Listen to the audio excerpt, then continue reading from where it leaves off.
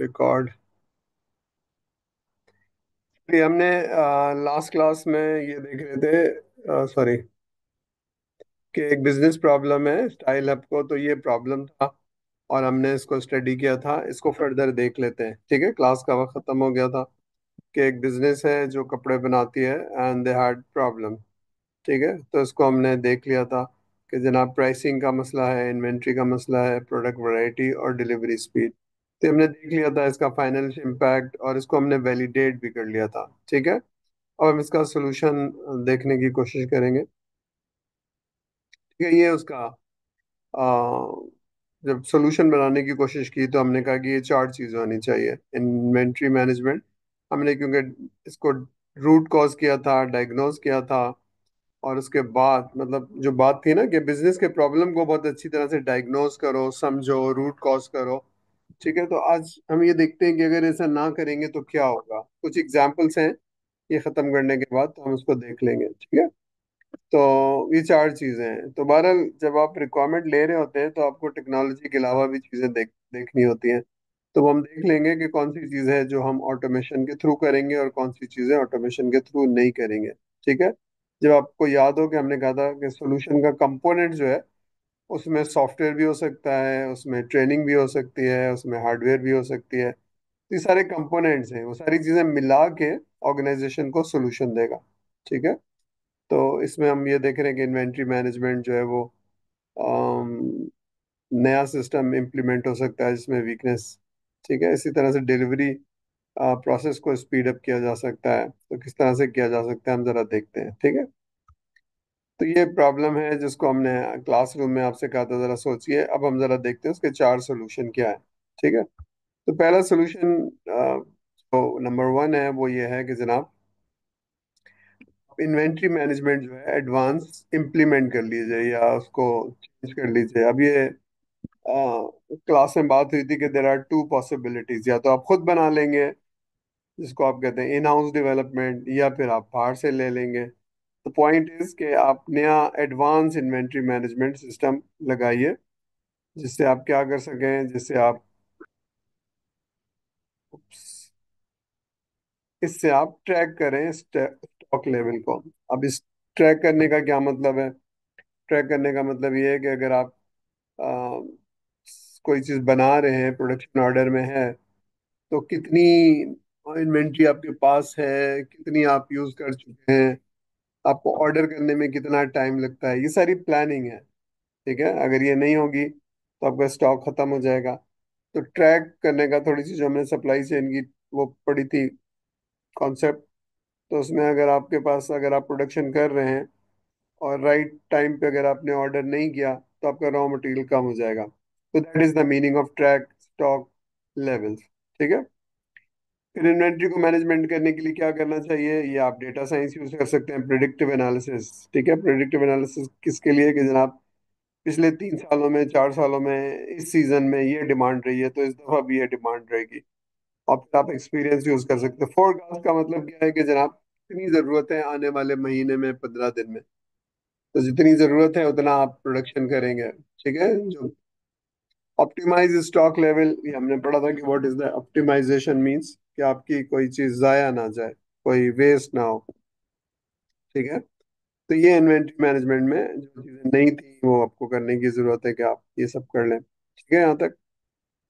दूसरा ये है कि जनाब आपकी जो प्राइसिंग स्ट्रेटेजी है, अब ये ठीक है, इसमें ऑटोमेशन नहीं है या सॉफ्टवेयर इंजीनियरिंग इन्वॉल्व नहीं है, लेकिन this is a common sense. आप जब आप कस्टमर, अगर आप चीज़ें खरीदते हैं तो आपको अंदाजा होगा कि कंडक्ट अ प्राइसिंग एनालिसिस और बेंचमार्क अगेंस्ट द कॉम्पिटिटर। यानी अगर आप कहते हैं कि जनाब ये वाली शर्ट बुनेंजा कितने की मिलती है तो बाकी लोगों की कितने की मिलती है, तो उससे कंपेरेबल आपकी प्राइस होनी चाहिए, या और कोई प्रोडक्ट। ठीक है, दूसरा ये है कि आप डायनेमिक प्राइसिंग कर सकते हैं। डायनेमिक प्राइसिंग का मतलब है कि अगर आपने दो ली तो इतना डिस्काउंट। कुछ लोग होते हैं जो प्राइस सेंसिटिव होते हैं, ठीक है, वो प्रोडक्ट को इतनी उसमें नहीं देखते, लेकिन कहते हैं यार वहां तो इतने की मिल रही थी, यहाँ इतने की मिल रही है। तो आप कस्टमर के बिहेवियर को देखते हुए आ, ये कर लेते हैं। ठीक है, तो उसमें मैं ज्यादा नहीं बोलूंगा because this is not automation. Next क्या है जनाब? नेक्स्ट क्या है कि जनाब प्रोडक्ट डिलीवरी। तो इसमें देख लीजिए प्रोडक्ट डिलीवरी में आप क्या कर सकते हैं। आप जाहिर सी बात है, आपके वो जो डिजाइनर है उनसे आप कहेंगे ट्रेंडिंग आइटम्स क्या हैं उसको कैटर कर लें। ठीक है। और दूसरी चीज़ है कि आप कोलैबोरेट करें विद न्यू सप्लायर्स, यानी जो लोग आपको नया प्रोडक्ट दें। नंबर 4 पे आ जाते हैं। ठीक है, ये हमारा है जिसमें आप ऑटोमेशन ज़्यादा कर सकते हैं। तो पहली चीज़ क्या है कि आप partner with reliable logistic provider जो होता है ना, बाइक या जो भी है जिनसे आप डिलीवरी करवा रहे हैं, तो कोई रिलायबल होना चाहिए। तो ऐसा ना हो जो 2 दिन लगा दे, 4 दिन लगा दे, क्योंकि आपका कस्टमर लूज हो रहा है। ठीक है। तो कस्टमर लूज होने की वजह से आप थोड़ा सा महंगा हो, लेकिन टीसीएस हो या फलाना हो जिससे आप पता है कि ये रिलायबल है, ये वो नहीं करेगा। फिर आप रख सकते हैं सेम डे नेक्स्ट डे, जिस तरह से चार्जेस होते हैं टीसीएस के, कि अगर आप 2 दिन बाद होगा तो ज़रा सस्ता होगा, और अगर सेम डे होगा तो थोड़ा महंगा होगा। तो यू डू दैट, कि टीसीएस से आप कह रहे हैं कि जी अगर आपको जल्दी चाहिए, बहुत अर्जेंट है, तो आप इतने पैसे दे दें, अर्जेंट हो जाएगा। लेकिन आप कहते हैं तो कस्टमर की अपनी अपनी बिहेवियर होता है। ठीक है, तो ये 4 चीज़ें जिसके करने से आपका कस्टमर को वैल्यू मिलेगी, यानी उसका मसला हल हो जाएगा। तो आपका मसला क्या था? स्टाइल हब का, कि जनाब सेल्स नीचे गिर रही थी 25% पिछले 1 साल में। तो अब जो है ना, ये 4 चीज़ें करने से, तो पॉइंट क्या है सर का, वो ये है कि जनाब, अगर आपने बिजनेस प्रॉब्लम को डायग्नोज नहीं किया, रूट कॉज नहीं किया, तो आप जो सोल्यूशन दे रहे हैं वो सोल्यूशन तो मिल जाएगा, लेकिन हमारा मसला नहीं हल करेगा। ठीक है यहाँ तक? ये तो टॉपिक खत्म हो गया। विल स्टार्ट कुछ एग्जांपल्स। यहाँ तक बात समझ में आ रही है? मैं शेयर कर लेता हूँ दूसरा वाला।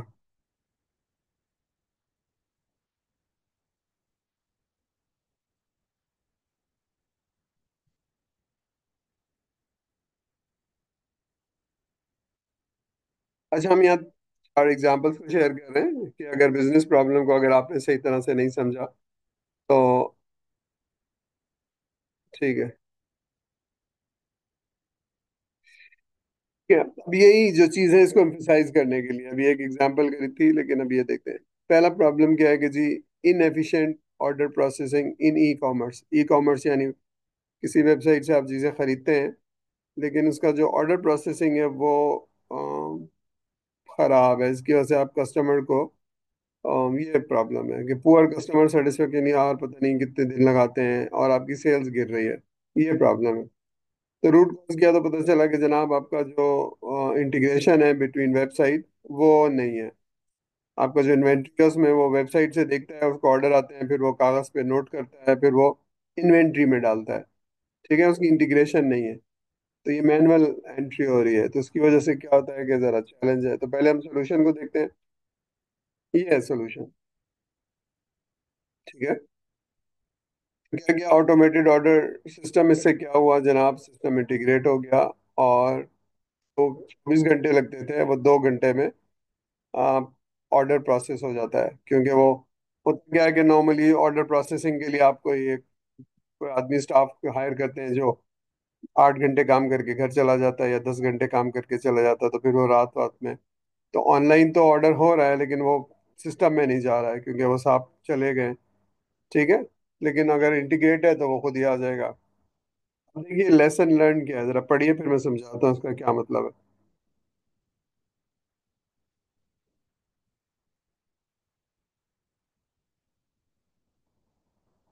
ठीक है।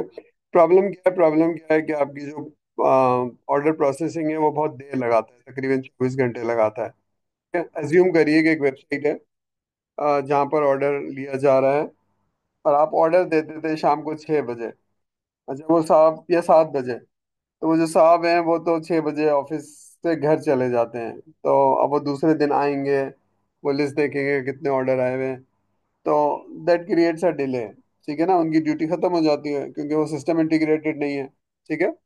लेकिन अगर सिस्टम इंटीग्रेटेड होता तो जैसे ही होता वो ऑर्डर प्रोसेस हो जाता इन्वेंट्री के अंदर, और कोई साहब उसको देख लेते। ठीक है, तो इंटीग्रेटेड नहीं था, तो that was a problem.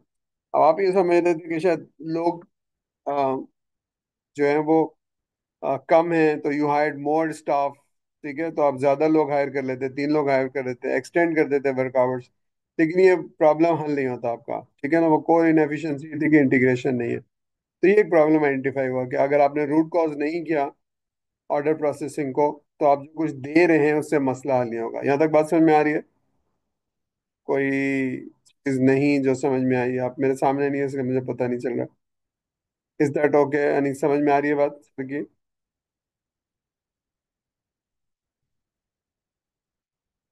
Yes sir, okay, ठीक है, थैंक यू।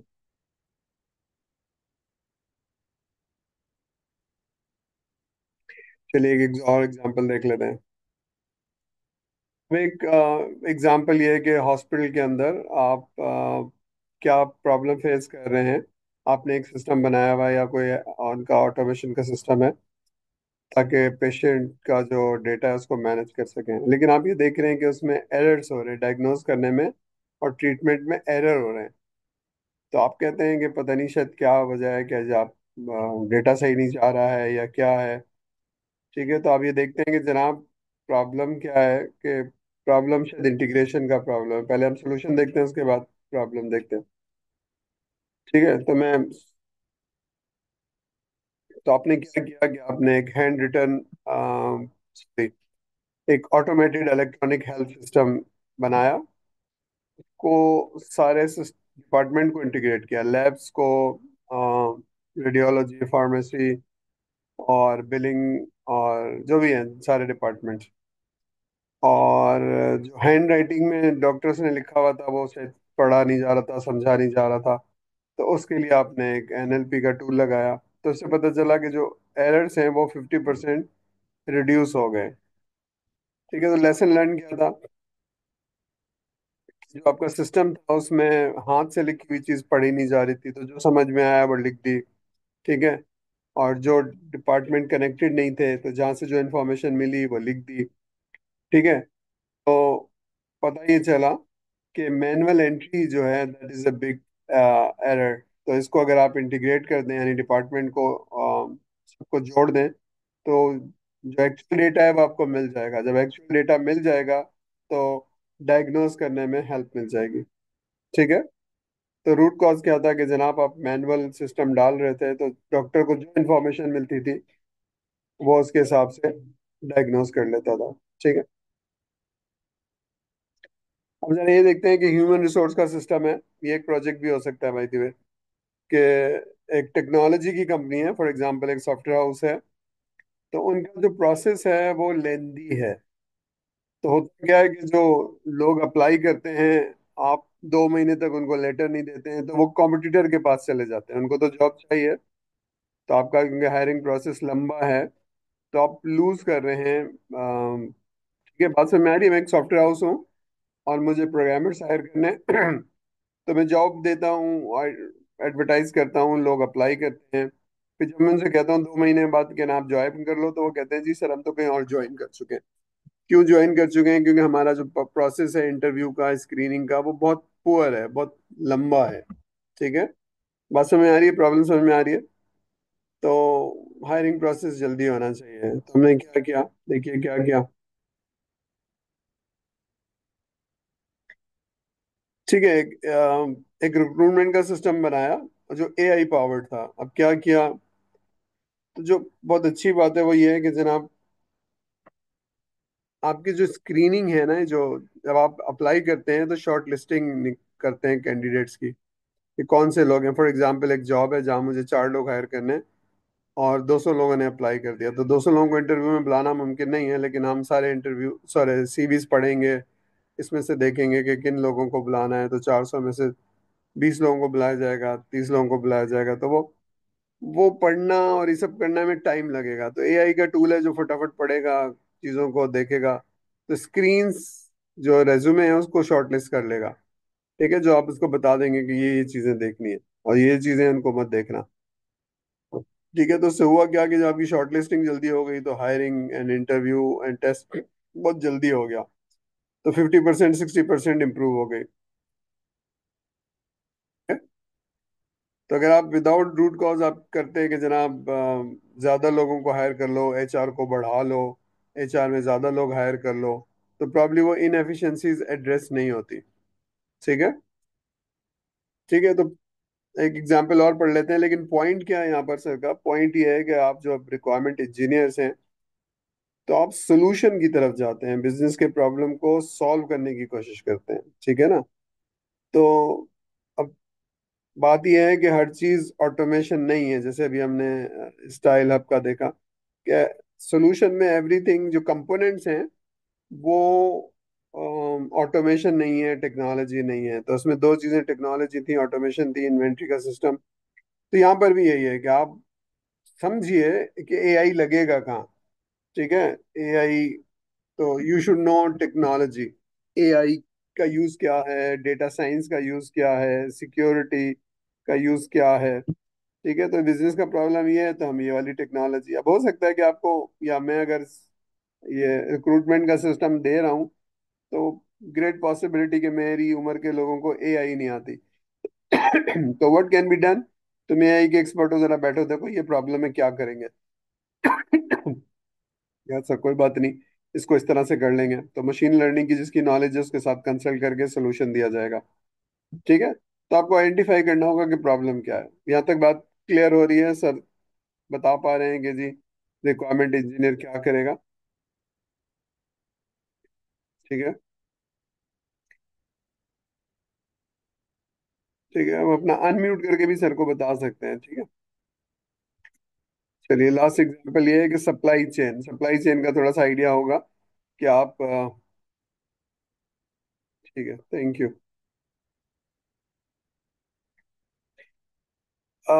बिजनेस का प्रॉब्लम क्या है जनाब? ये एग्जांपल है कि manufacturing company frequent supply chain disruption, क्योंकि प्रोडक्शन डिले होती है और मिस डिलीवरी लाइंस। अब ये मैंने कहा था कि जनाब मैं आपको 2 महीने में ये दे दूंगा या फलानी तारीख को ये दे दूंगा, तो मैं नहीं कर पाता हूँ, तो आई मिस डिलीवरी डेडलाइंस। तो कस्टमर बहुत अरसे तक ये बर्दाश्त नहीं करेगा ना, कि आपने कहा था, जैसे अगर आप दर्जी से कपड़ा सिलवाते हैं तो जिस डेट को दिया है उसी डेट को देना चाहिए, ठीक है? तो यहाँ पर भी यही है कि जी वो सप्लाई चेन इतनी बड़ी है तो उसमें प्रोडक्शन का डिले नहीं होना चाहिए, ठीक है? तो ये एमआरपी है, सप्लाई चेन है, तो आपकी एक्सपर्टीज इसमें शामिल होगी, ठीक है? तो डेडलाइन आप मिस कर देते हैं। Initial assumption pointed to be supplier reliability, के जो दे रहा है, लेकिन a deeper analysis revealed that root cause lack of real-time visibility into inventory levels, multiple warehouse and inefficient forecasting। अभी थोड़ा समझने में आ रहा होगा कि फोरकास्टिंग क्या चीज होती है। फोरकास्टिंग गलत हो जाएगी तो जो आप जगह पे चीजें भेज रहे हैं वो गलत भेजेंगे, ठीक है? तो ये आपका, यानी आप कोई चीज एज ए कस्टमर, आपको कोई चीज पसंद आती है लेकिन वो वहां मौजूद नहीं होती है, वो आएगी, हाँ जी, पत कब आएगी पता नहीं सर, वो, ठीक है? तो ये, तो कस्टमर कोई और चीज खरीद लेगा। तो क्या किया जनाब? सोल्यूशन बनाया कि एक आईओटी बेस्ड सप्लाई चेन बनाया, सेंसर इंस्टॉल किए वेयर हाउस में, कि जैसे चीजें कम हो तो वो सेंसर बताए कि जनाब वो चीज कम हो गई है, ठीक है? क्योंकि आईओटी से कनेक्टेड था, कहीं बैठ के कोई कंट्रोल रूम में देख सकता है कि चीजें कम हो रही है, ठीक है? फॉर एग्जांपल, इम्तियाज का स्टॉक है जहाँ पर चीजें लोग खरीदने जाते हैं तो कम हो जाती हैं या खत्म हो जाती हैं, तो कोई जाएगा देखेगा या कस्टमर बताएगा यहाँ पर नहीं है तो पता चलेगा, लेकिन यहाँ पर कंट्रोल रूम में पता चल रहा है। बात समझ में आ रही है? मैं कंट्रोल रूम में बैठा हूँ इम्तियाज के हेड ऑफिस में, और मुझे पता चल रहा है कि मेरी ये चीजें कम हो रही हैं क्योंकि वो आईओटी बेस्ड है। आईओटी का ये मतलब है ना, कहीं और बैठ के इंटरनेट से कनेक्ट है, मुझे पता चल रहा है। मशीन लर्निंग बता रही है कि जनाब ये आज भी ईद का सीजन है तो बहुत जल्दी जल्दी बिक रही है, तो जल्दी जल्दी, तो मशीन लर्निंग बिहेवियर्स को बता रही होगी, ठीक है? डिमांड को प्रिडिक्ट कर रही होगी। तो पता चला आपका जो प्रॉब्लम है वो कम हो गया है, फॉर, ठीक है? तो चेन डिस्ट्रप्शंस जो है वो 40% कम हो गई हैं या इम्प्रूव हो गई हैं, डिलीवरी जो है 25% इम्प्रूव हो गई है, ठीक है? तो रूट कॉज क्या था कि रियल टाइम विजिबिलिटी नहीं थी और पुअर डिमांड फोरकास्टिंग थी। तो पुअर डिमांड फोरकास्टिंग तो जिन लोगों ने करनी है वो करेंगे, लेकिन विजिबिलिटी को आपने एड्रेस कर लिया कि जनाब आईओटी लगाया और आपको नजर आ रहा था कंट्रोल रूम में, किसी के बताने की जरूरत नहीं है, चाहे कस्टमर की, आपको वहां जाने की जरूरत नहीं है, तो आपको नजर आ रहा है कि जी वहाँ आइटम कम हो रहे हैं, ठीक है? अगर नहीं पता चलता तो वो चीजें खरीदने आ रहे हैं लेकिन लोग वहां मौजूद नहीं है, ठीक है? यहाँ तक बात समझ में आ रही है? कोई चैलेंज, कोई प्रॉब्लम स्टूडेंट्स? आप अनम्यूट करके भी ना आप सर को बता सकते हैं कि सर यहाँ तक ये समझ में आ रही है? ठीक है, ठीक है। तो ये that was the last example. इसके बाद मैं आपको मॉडलिंग, तो ये हमारी लर्निंग है अभी तक की जो है ना, कि root cause analysis is critical. अगर आप ये करेंगे तो सोल्यूशन इफेक्टिव होगा, यानी सोल्यूशन वैल्यू देगा। ठीक है, तो आपको रूट कॉज करना है, प्रॉब्लम का करेक्टली आइडेंटिफाई करना है। ठीक है, एक तो ये चीज है। दूसरी चीज है कि जो ऑटोमेशन है ना, वो खुद कुछ नहीं करेगा। Automation is just a tool, it's not a solution. तो एज ए सॉफ्टवेयर इंजीनियर आपको देखना है कि ऑटोमेशन कहाँ इस्तेमाल होगी, उसका प्रॉब्लम है क्या। ठीक है, तो if you applied the right problem, वरना तो आप कुछ कर रहे होंगे लेकिन उससे मसला नहीं हल होगा। ठीक है। अब मैं थोड़ी सी एग्जांपल देता हूँ आपको कि किसी बैंक में हम थे और उनको ऑडिट का प्रॉब्लम था। ठीक है, तो बैंक की ब्रांचेस होती हैं, उनको वो ऑडिट करते हैं। तो उन्होंने डेटा साइंस की कंपनी को 4 महीने से बुलाया हुआ था। वो डेटा साइंस के लोग तो थे, बैठे हुए भी थे, कुछ कर भी रहे थे, 20-25 लोग। लेकिन क्या करना है डेटा साइंस से ये नहीं पता, उस टूल से क्या करना है ये नहीं पता, मतलब आइडेंटिफाई नहीं किया।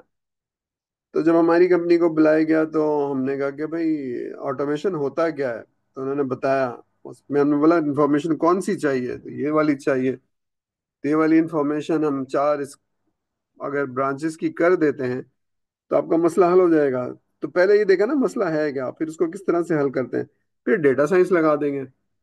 ठीक है, तो वो जो काम 4 महीने से एक बड़ी सी टीम नहीं कर पा रही थी, यहाँ 4-5 लोगों ने 2 महीने में कर दिया। क्योंकि हमारी अप्रोच ये थी ना कि मसला बताओ पहले, फिर हम टेक्नोलॉजी भी लगा देंगे, एआई भी लगा देंगे, डेटा साइंस भी लगा देंगे। एक्चुअली इसमें डेटा साइंस लग रही थी, डेटा लेक क्रिएट करनी थी और डैशबोर्ड पे दिखाना था उनको। तो अगर वो 4 ब्रांचेस में हो सकता है तो वो 400 ब्रांचेस में भी हो सकता है और 2000 ब्रांचेस में भी हो सकता है। लेकिन पता होना कि करना क्या है, सोल्यूशन है क्या। यहाँ तक बात समझ में आ रही है? तो रूट कॉज करना और कहाँ किस चीज़ की ज़रूरत है वो वहाँ आप इस्तेमाल करेंगे ना, ज़बरदस्ती किसी चीज़ को नहीं आप इस्तेमाल करेंगे। ठीक है, यहाँ तक बात क्लियर है? ठीक है।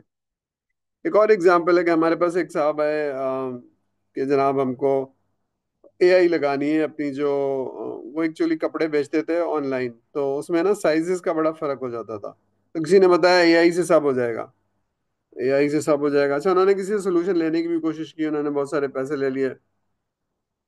अ, अच्छा, ये मैं जो जूम का वर्जन यूज कर रहा हूँ वो 40 मिनट बाद तो 10 मिनट रह गए, तो अगर हम कंटिन्यू करेंगे इसको दोबारा उसी आईडी पे लॉग इन करके, ठीक है? ये 10 मिनट बाद बंद हो जाएगा उसी आईडी, मीटिंग आईडी पे, और पासवर्ड से आप लॉग इन कर सकते हैं। ठीक है, मैं एग्जांपल दे रहा था आपको कि सोल्यूशन क्या होना चाहिए अगर ठीक है। तो एआई लोगों ने मिसगाइड किया। फिर हमने कहा इधर आ जाइए, पहले आप समझ लीजिए एआई क्या कर सकता है और क्या नहीं कर सकता। आपका ये प्रॉब्लम है, इसको हम ट्रेन कर देंगे तो साइज करने में टूल ये करेगा। अब उसको बनाने में हमें इतने पैसे और इतनी कॉस्ट लगेगी, लेकिन ये करेगा। कहेंगे वो तो कह रहे थे सब कर लेगा, मैंने कहा नहीं, वो सब नहीं कर सकता, because you are training a tool. ठीक है, तो ये समझ में आ गया। उन्होंने कहा यार ये तो मेरा मसला हल नहीं करेगा। मैंने कहा बस यही है, उसकी लिमिटेशन है आएगी। ठीक है, तो आखिरी चीज क्या है कि रूट कॉज करने के लिए आपको रिक्वायरमेंट को बहुत अच्छी तरह से इलिसिटेट करना चाहिए। ठीक है, अच्छी तरह से डिग इन करना चाहिए और झूठ नहीं बोलना चाहिए, क्योंकि कस्टमर पे दोबारा आएगा आपके पास। आप कहते हैं ये सब कर देगा, ये सब कर देगा, और वो करेगा नहीं, तो फिर जाहिर सी बात है, इट्स नॉट ए मैजिक। ठीक है ना, वो आप जाहिर सी बात है एआई में किसी चीज को सिखाते हैं या डेटा साइंस में कुछ चीजें यूज करते हैं, अभी मैं उसमें नहीं जा रहा हूँ। ठीक है, तो आखिरी चीज क्या है? तो रिक्वायरमेंट इलिस्ट्रेशन जो है वो आपकी क्या करती है, अगर आपकी बिजनेस नीड को आपने नहीं समझा तो वो सॉल्यूशन जो है वो अलाइन नहीं करेगा, प्रॉब्लम नहीं सॉल्व करेगा। यहाँ तक बिल्कुल ठीक है? कोई चीज नहीं समझ में आ रही है तो बताइए, तो हम दूसरे टॉपिक पे जाएंगे। ठीक है, इज दैट ओके? ठीक है, ठीक है। अभी तो मैं इसको क्लोज कर रहा हूँ एंड आई स्टार्ट। ठीक है, थैंक यू। समझ में आ रही है। चलिए, let me stop the video and then start another. अच्छा, मैं 2 मिनट के लिए पॉज कर रहा हूँ, अजान हो रही है।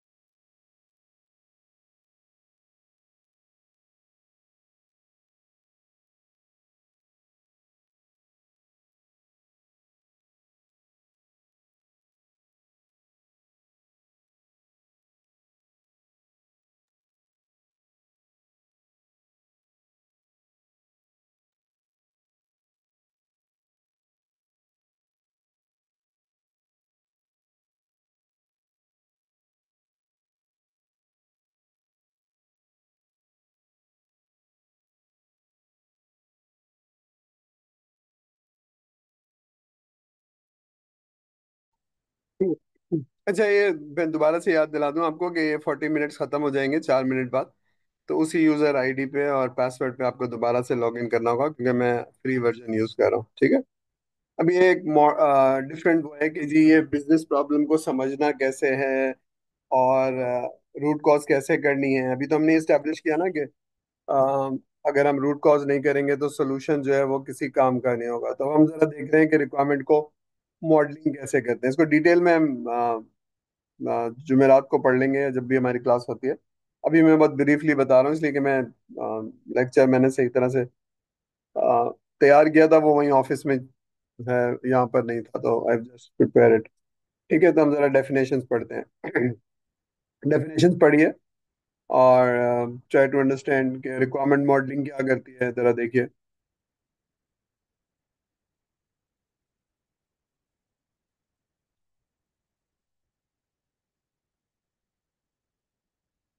ठीक है, तो रिक्वायरमेंट मॉडलिंग क्या करती है जनाब, ये आपको एब्स्ट्रैक्ट क्रिएट करती है जिससे आप उस रिक्वायरमेंट को समझ पाते हैं और एनालाइज कर पाते हैं और एक दूसरे से कम्युनिकेट कर पाते हैं कि आप यही कह रहे हैं ना, मैं सही समझा हूँ ना।